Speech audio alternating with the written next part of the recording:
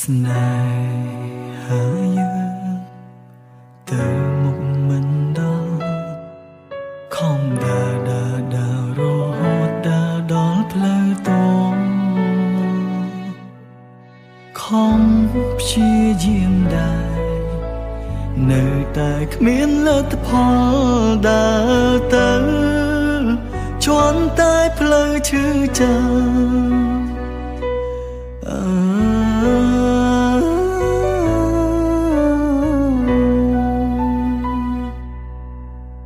សំណួរតែងសួរបងនៅស្រឡាញ់អូនទេ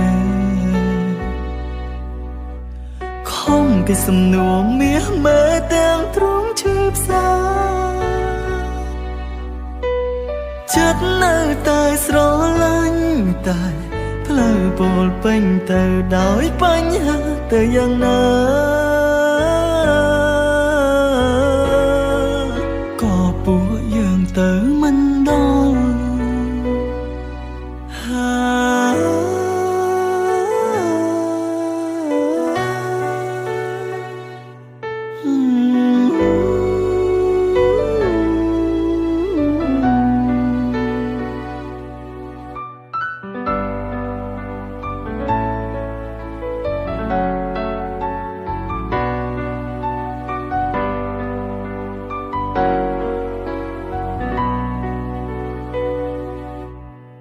ស្នេហាយើងទៅមុខមិនដល់ខំដើររហូតដើរដល់ផ្លូវតងខំព្យាយាមដែរនៅតែគ្មានលទ្ធផលដើរទៅជន់តែផ្លូវឈឺចាំ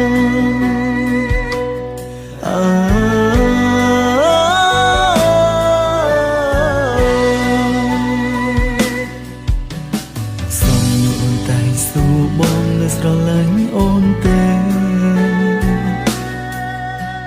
ខំពីសំណួរមាសមើលទាំងទ្រង់ឈឺផ្សាចិត្តនៅតែស្រឡាញ់តែផ្លូវពោលពេញទៅដោយបញ្ហាទៅយ៉ាងណា